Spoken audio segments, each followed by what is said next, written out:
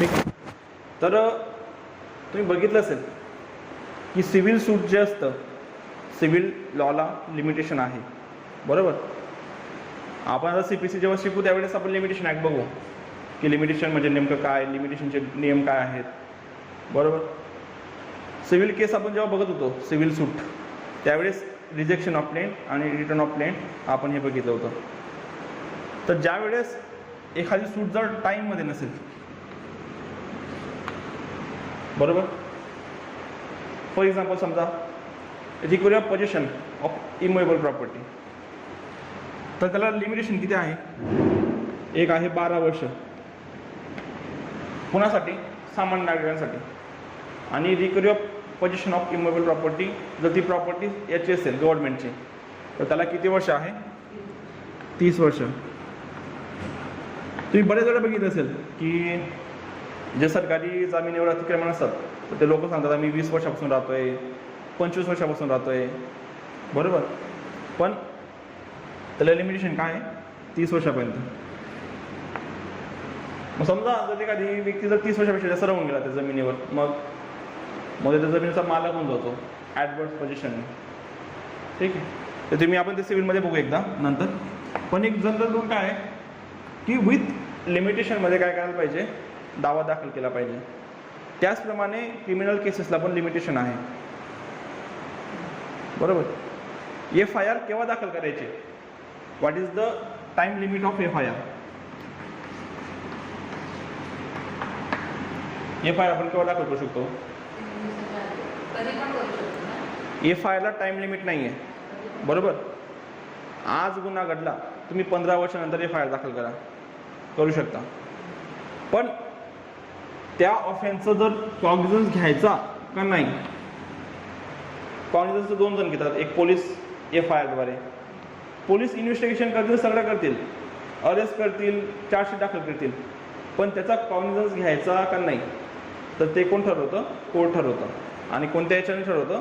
तर हे जे 467 पासून पुढे आहेत सेक्शन, तर ते ठरवतात. त्याच्यामध्ये काय दिलेलं आहे की जर समजा एखादी गुन्हा असेल, त्याला फक्त फाईनची पनिशमेंट असेल. बघा पुढे सांगतं की त्या गुन्ह्याला फक्त काय? फाईन आहे. फॉर एक्झाम्पल मोटर व्हेकलचे जे ऑफेन्सेस आहेत, बरोबर, त्यांना ऑफेन्स काय आहेत? ऑफेन्स झालं तर त्यांना पनिशमेंट काय असते? तर फाईन असते, फक्त फाईन. तर अशा वेळेस एखाद्या गुन्ह्याला जर फक्त फाईन असेल तर कोर्टाची लिमिटेशन काय असते? हे करायची, कॉग्निझन्स घ्यायची. तर कोर्ट 6 महिन्याच्या आत काय घेऊ शकतं? लिमिटेशन, कॉग्निझन्स घेऊ शकतो त्याचा. म्हणजे एखादी गुन्हा घडला, त्याला फक्त फाईन होतं आणि त्याला 2-3 वर्ष होऊन गेले, त्यानंतर ती केस कोर्टात चालणार नाही, कारण ते लिमिटेशन देऊन ठेवलेलं आहे आधी. 15 मिनिट.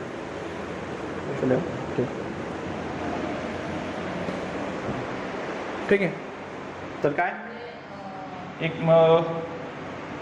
जर एखादी ऑफेन्सला फक्त फाईन असेल तर कोर्ट फक्त तर कोर्ट काय करेल? फक्त 6 महिन्याच्या आत काय करू शकतं? फक्त तर 6 महिन्याच्या आत त्याला कॉग्निझन्स घेऊ शकतं. ठीक आहे. 2-3 वर्षानंतर आले तर त्याचा कोर्ट कॉग्निझन्स घेणार नाही. टेकिंग कॉग्निझन्स काय असतं ते तुम्हाला मी आधी सांगितलेलं आहे. ठीक आहे. समजा एखादी ऑफेन्स असेल, त्याला 1 वर्षापर्यंत पनिशमेंट आहे, 1 इयरपर्यंत. तर असा ऑफेन्स म्हणजे यांची FIR रजिस्टर होऊ शकते, असं नाही मी हे सांगत नाही. याची FIR 3-4 वर्षानंतर पण रजिस्टर होऊ शकते. पण 2 पार्ट असतात. एक FIR रजिस्टर करणं आणि दुसरं ते कोर्टात केस चालणं. तर एखादी ऑफेन्स असेल की त्याला 1 वर्षापर्यंत पनिशमेंट आहे, तर त्या केसमध्ये काय राहील? त्या केसमध्ये विदिन 1 इयर कोर्ट काय करू शकतं? कॉग्निझन्स घेऊ शकतं. विदिन 1 इयर फक्त. त्याच्यानंतर कोर्ट त्याचं कॉग्निझन्स घेणार नाही. हो, 1 वर्ष नाही, फक्त 1च वर्ष. तो ऑफेन्स घडल्यापासून 1 वर्ष. त्याचे नियम आहेत, ते नियम आपण नंतर बघू. पहिले एखादी ऑफेन्स असेल की ज्याला 3 वर्षापेक्षा जास्त पनिशमेंट आहे, तर याच्यासाठी कॉग्निझन्स नाही आहे. तर याच्यासाठी आपण केव्हा पण कॉग्निझन्स घेऊ शकतो, केव्हा पण 3 वर्षापर्यंत पेक्षा जर जास्त असेल ऑफेन्स आहे पनिशमेंट, तर त्याचं केव्हा पण कॉग्निझन्स घेता येईल. मागे बघा मीटूची मुवमेंट झाली होती, मीटू #मीटू ऐकण्यात आली होती सर मीटूची मुवमेंट, मीटू म्हणून. मॅडम तुमची ऐकण्यात आली होती मीटू? म्हणजे याच्यावर असं होतं मीटूच्या मुवमेंटमध्ये की ज्या प्रोफेशनल कोर्सेसमध्ये किंवा प्रोफेशनल याच्यामध्ये प्रोफेशन्समध्ये ज्या काही महिला असायच्या, तर त्यांच्यावर जर एखाद्या व्यक्तीने त्यांच्या बाबतीत त्यांना जर सेड्यूस केलं किंवा ॲब्यूज केलं, तर तो व्यक्ती काय हायर लेवलला आहे, तो आपल्याला काय करेल, आपल्याला काढून टाकेल किंवा काय करेल. तर अशा धाकाने ते काय करायचे नाही, कंप्लेंट करायचे नाही. कोणतं पण मॅडम, कोणतं का नाही ना, तर ते व्हायचं बरोबर. पण त्यावेळेस काय होतं, त्या गुन्ह्याला पनिशमेंट किती होती, 2 वर्ष होती. 3 वर्षापेक्षा कमी होती, 2 वर्ष. त्याच्यामुळे FIR रजिस्टर झाले, पण त्या केसेस कोर्टात स्टँड नाही झाल्या. का नाही झाल्या? कारण त्यावेळेस त्यांना 2 वर्ष पनिशमेंट होती. आणि लिमिटेशनचा नियम काय सांगतो की 2 वर्षापेक्षा जर जास्त राहिलं, म्हणजे 3 वर्षापेक्षा जास्त राहिलं तर केव्हा पण करता येईल. पण 3 पेक्षा जर कमी राहील तर ते किती, तेवढ्या टाईम लिमिटमध्ये ते करायला पाहिजे. त्याच्यामुळे मीटूची मुवमेंटमध्ये काय झालं की त्याचे केसेस स्टँड नाही झाल्या. FIR झाल्या पण केसेस स्टँड नाही झाल्या, म्हणजे आरोपींना काही कोणती शिक्षा भेटली नाही. 1 वर्षाच्या हो, 1 वर्षाच्या आत त्यांना हे करायचं होतं. कारण बरोबर आहे ना, एक लिमिटेशनचा नियम का असतो. आज सर एक साधारण शिक्षक आहेत, त्यांची एखाद्यासोबत भांडण झाली, त्यांनी एखाद्याला कानाखाली मारली बरोबर.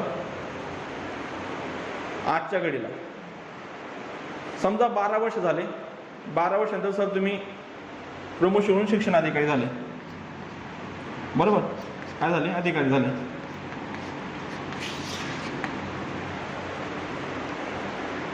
बारा वर्षापूर्वी तुम्ही ज्याच्या कानाखाली वाजवली होती, तो व्यक्ती आला आणि त्यांनी तुमच्या विरुद्ध आता केस दाखल केली. कशासाठी? की तुम्हाला ते प्रमोशन मिळू नये म्हणून बरोबर. मग याला खरंच तुमच्याकडून जर हे करून घ्यायचं होतं, तर म्हणजे त्यावेळेसच त्याने केस दाखल करायला पाहिजे. आज तो कशाला हे करतोय, तुमच्यावर जर काही अन्याय झालेला आहे, मग तुमचं पण कर्तव्य आहे की तुम्ही ते वेळेत तुम्ही हे करायला पाहिजे. इक्विटीचा नियम काय सांगतो, the law helps to diligence not a negligence. म्हणजे जे कायद्याचं जे निग्लिजंटली ॲक्ट करतात तर त्यांना कायदा मदत करत नाही. जे पॉझिटिव्हली काय करताय, ॲक्ट करताय, त्यांना कायदा मदत करतो. त्यामागे ही कन्सेप्ट पण आहे. तर त्याच्यामागचं लॉजिक हेच आहे की ज्यावेळेस गुन्हा घडला त्यावेळेस तो काय व्हायला पाहिजे, रजिस्टर व्हायला पाहिजे आणि ती केस चालायला पाहिजे. तुम्ही केव्हा पण आले तर किती हे सर बघा, एव्हिडन्सेस भेटणार नाही. 12 वर्षापूर्वी समजा एखाद्या व्यक्तीच्या समोर तुम्ही कानाखाली वाजवली असेल तर त्या व्यक्तीला आठवत नसेल, एव्हिडन्स भेटणार नाही. केस स्टँड झाली तर त्याची जर तुम्ही हे केली, चौकशी केली, नाहक सगळ्यांना त्रास राहील. तर त्याच्यामुळे काय होतं, तर त्याच्यामुळे हा लिमिटेशनचे नियम लावून दिलेले आहेत. हां, पण जर एखादी सिरियस नेचरचा ऑफेन्स असेल की ज्याला 3 वर्षापेक्षा जास्त पनिशमेंट आहे, तर तो 50 वर्षानंतर जरी आला तरी पण काय, तरी पण तो काय होतो, तरी पण तो रजिस्टर होतो आणि तो केस चालते पण बरोबर. फक्त जे स्लाईट हे आहेत, स्लाईट बोलतो आपण, जे ऑफेन्सेस आहेत तर त्यांचं हे होत नाही. फॉर एक्झाम्पल सेक्शन 95 काय आहे याचं,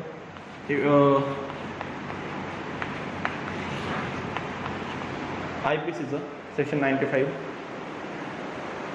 तर सेक्शन 95 सांगतं की डी मिनिमिस नॉन क्युरेल लेक्स. ही लॅटिन टर्म आहे की डी मिनिमिस नॉन क्युरेल लेक्स. म्हणजे जो कायदा आहे तो क्षुल्लक गोष्टींचं काय करत नाही, क्षुल्लक गोष्टी कन्सिडर करत नाही. समजा ए नावाचा एक व्यक्ती होता, समोर एक माचीस पडलेली होती. माचीस माहिती ना, माचीस आपली आकाडी. तर ती पेटी घेतली आणि त्याच्यामधून एक काडी घेतली, फक्त माचीसची एक काडी घेतली. आता जर कायद्याने जर बघायला गेलं तर हा गुन्हा आहे, चोरीचा गुन्हा आहे. बरोबर. सगळं झालं, केस वगैरे रजिस्टर झाले, सगळं झालं. तर त्या व्यक्तीने कोणता डिफेन्स घेतला? सेक्शन 95चा, डी मिनिमिस नॉन क्युरेड लेक्स. मीन्स जो लॉ आहे, ज्या काही हलक्या फुलक्या गोष्टी आहेत त्यांचं काय घेत नाही, तर ते लक्षात घेत नाही. ऑब्विसली जर एक काडी सोडली तर ती चोरीच होणार आहे, कारण ते विदाऊट परमिशन घेतलं आहे एखाद्या व्यक्तीकडून, तर ती चोरी झालेली आहे. पण सेक्शन 95 काय सांगतं की ज्या शिल्लक गोष्टी आहेत तर त्याचा कायदा काय करत नाही, लक्षात ठेवत नाही. त्याचप्रमाणे जर ज्या गुन्ह्याला कमी पनिशमेंट असेल तर त्याला पण काय केलेलं आहे, टाईम लिमिट हे करून दिलेली, फॉलो करून दिलेली आहे. ठीक आहे.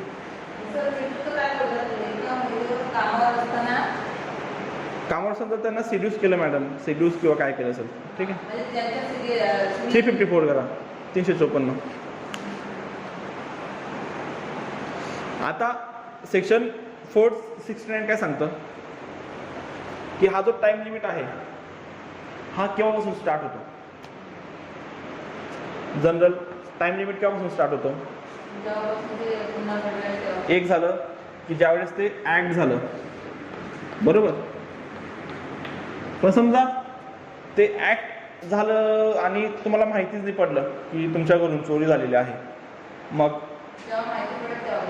दुसरं झालं की समजा आता ऍक्ट झालं तुमचं 2020 मध्ये, पण लॉकडाऊनमुळे तुम्ही काही गेले नाही आणि तुम्ही 2 वर्षानंतर गेले 2022 मध्ये, मग तुमच्या लक्षात आलं की ते ऍक्ट काय झालेलं आहे, झालेलं आहे. मग त्यावेळेस ज्यावेळेस तुम्हाला माहिती पडेल तेव्हा, नॉलेज,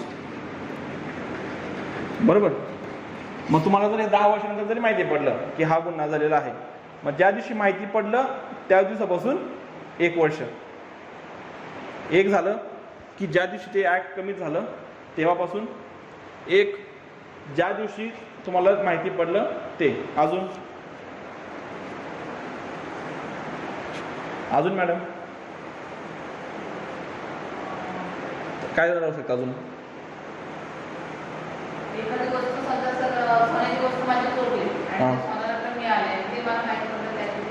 तुम्ही वस्तू चेक केली किंवा ते नॉलेजच झालं म्हणा. याच्यामध्ये येऊन. तिसरं असतं की एखादा व्यक्ती तो गुन्हा करून गेलेला आहे, तुम्हाला नेमकं तसं तुम्ही फक्त थोडासा चेहरा दिसला होता एकदम नॉर्मल, पण एक दिवशी अचानक तो माणूस तुमच्या समोर येऊन गेला, मग तुम्ही ऑफेंडरला ज्या दिवशी ओळखलं त्या दिवसापासून. ठीक आहे.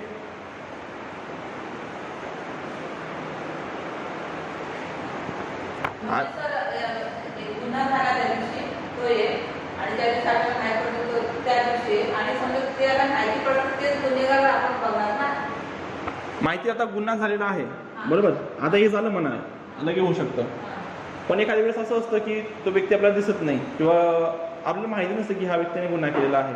ते आपल्याला तो समोर दिसला किंवा आपण त्याला हे केलं, ऑफेंडरला बघितलं, तर त्या दिवसापासून पण काय होतं ते बघा. Where it is not known by whom the offence was committed. म्हणजे समजा आता एक गोष्ट चोरली गेली तुमची, बरोबर, पण माहितीच नाही की कोणी चोरलेली आहे, माहितीच नाही आहे. शाळेत एखाद्याने लाईट काढून नेली, माहितीच नाही की कोणी नेली काढून. पण ज्या दिवशी आपल्याला माहिती पडलं की त्या व्यक्तीने काढलेली आहे, तर त्या दिवसापासून तो काय होईल, पिरियड ऑफ एक्सटेन्शन चालू होऊन जाईल. ठीक आहे. आता पुढे असतं, तुम्हाला कळलं आता की केव्हापासून झालं होतं. आता बाकी ठिकाणी काय असतं की एक्सक्लुजन ऑफ पिरियड असतो. फॉर एक्झाम्पल समजा तुम्हाला आज माहिती पडलं एखादे ए नावाचा व्यक्ती आहे, त्याला माहिती पडलं की माझ्या घरात चोरी झालेली आहे, बरोबर. तो केस रजिस्टर करण्यासाठी जात होता, घरी कुणालाच माहिती नाही ती गोष्ट की चोरी झालेली आहे, आणि हा पुढे चालला आणि रस्त्याने जाताना काय झालं, याचा ॲक्सिडेंट झाला आणि हा कोमामध्ये गेला, बरोबर. तो व्यक्ती काय झाला, त्याचा ॲक्सिडेंट झाला आणि तो कोमामध्ये गेला, बरोबर. आता कोमामध्ये किती, तो राहिला 3 वर्ष.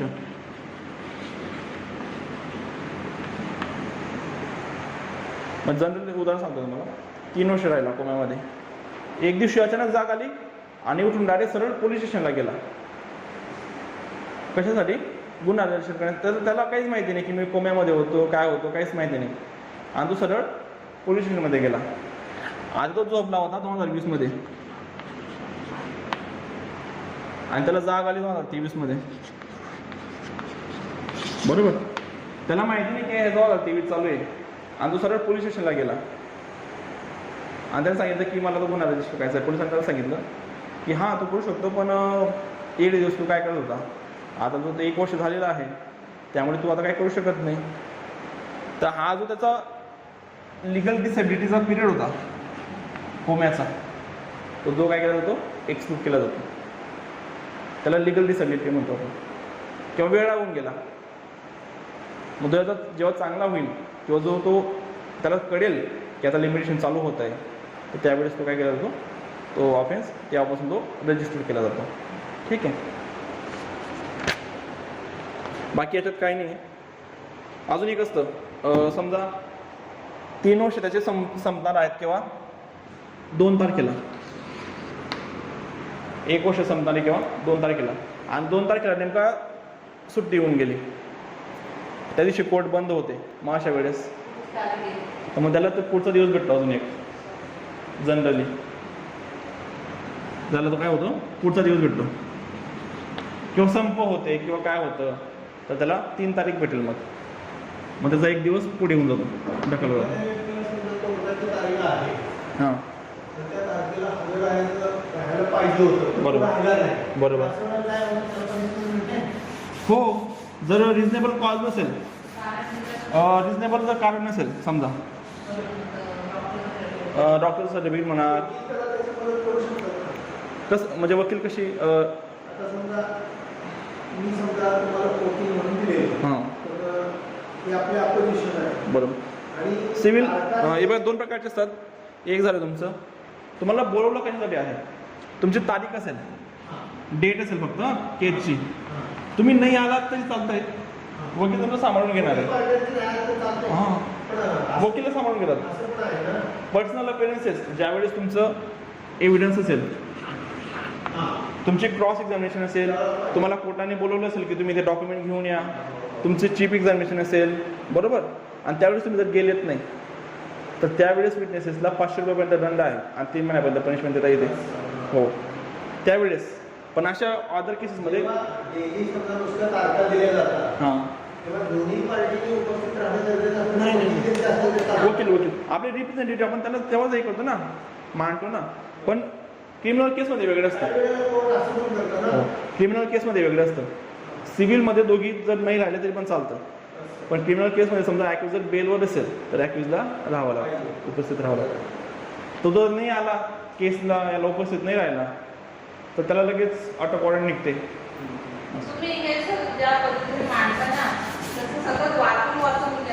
हो नाही मॅडम, ती प्रोसेस तशी होऊन जाते ना. आता माझी